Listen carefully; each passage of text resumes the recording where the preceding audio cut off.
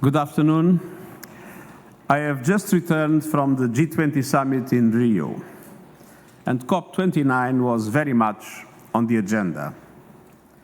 I urge G20 leaders to instruct their ministers and negotiators to secure a compromise, to secure the success of the COP, and to secure a new ambitious climate finance goal at COP29.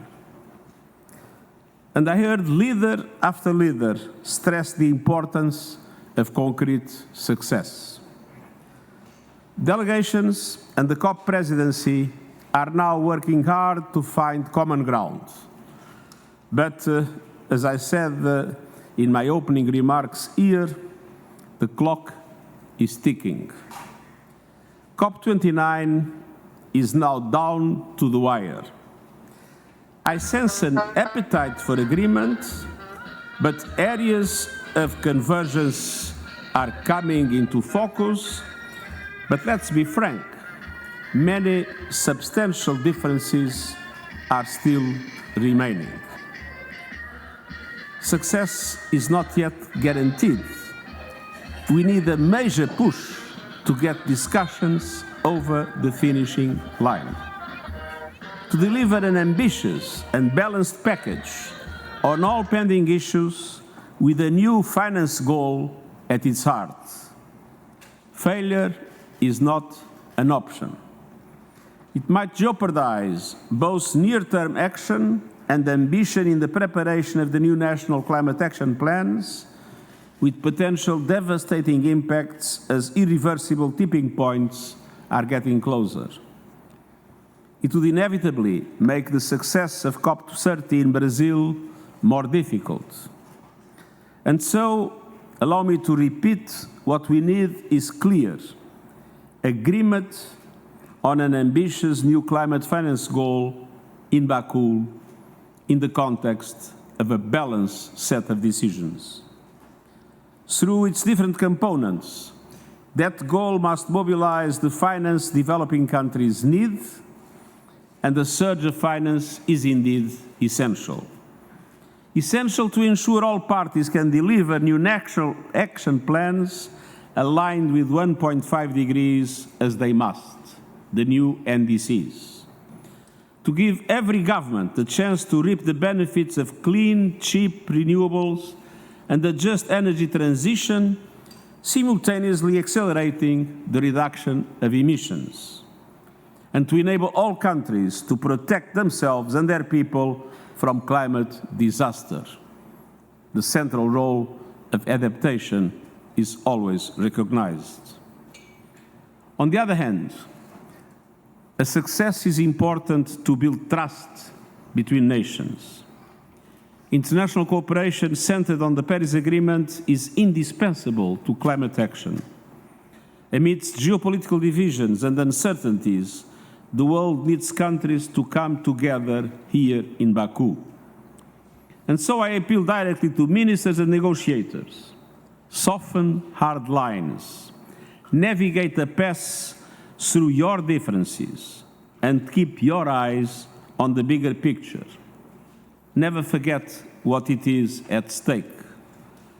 This is a COP to deliver justice in the face of climate catastrophe, to help move us closer to secure a decent world for all humanity. This is not a zero-sum game, and finance is not a handout. It is an investment against the devastation that unchecked climate chaos will inflict on us all.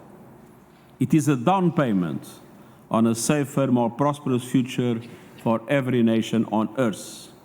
And so we must make progress, and we must use the progress we already made to build upon.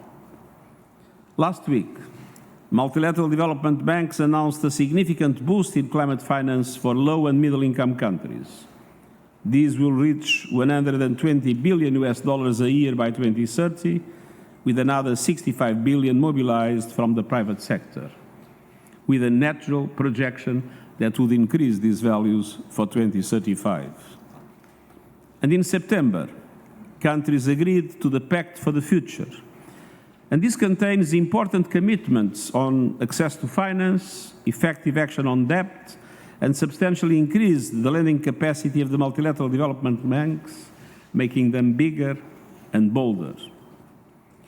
As you know, this is a negotiation among member states. I am not a negotiator myself, as Secretary General of the United Nations, but the COP presidency has my full cooperation in its efforts to strike a deal. Building on last week's consensus on carbon markets and the new national climate action plans that some countries have already announced. I urge every party to step up, pick up the pace and deliver. The need is urgent, the rewards are great, the time is short, and I thank you. Thank you very much. We only have time for 3 questions. We will start over here. Dani Chiarati, Valore Economico, please.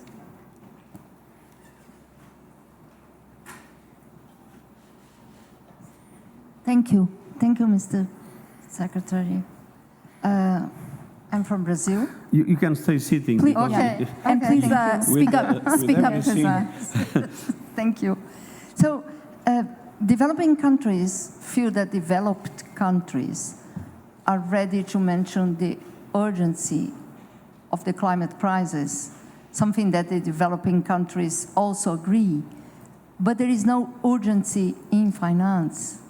So what is your message to the richest nations that are still refusing to offer a negotiated number here in Baku?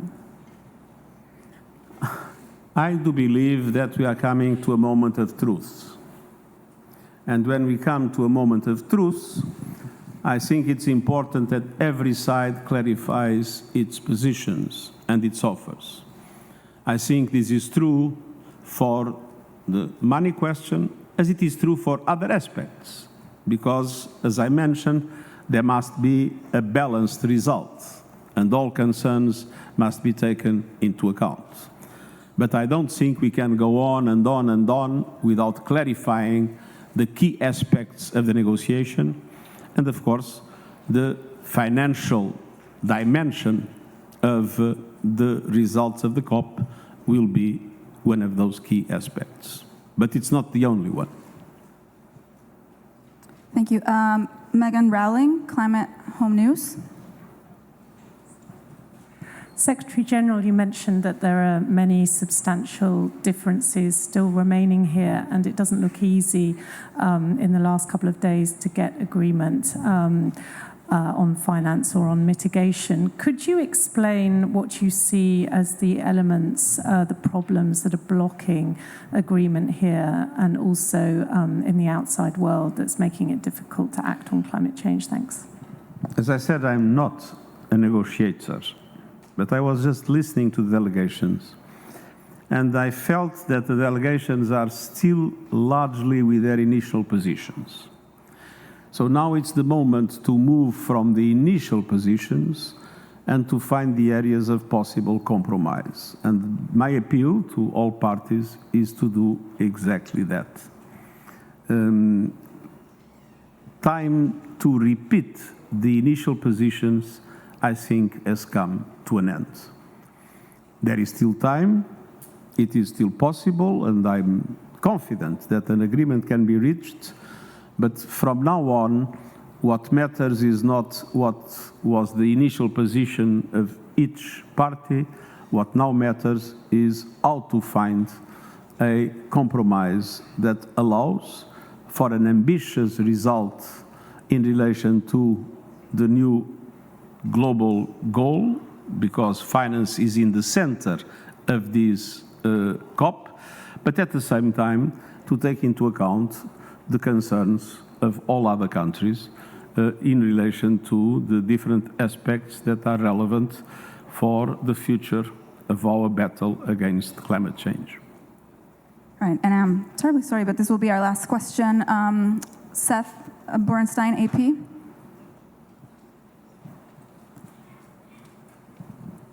Thank you. How much of a setback is the lack of language from the G20 in calling for a transition away from fossil fuels?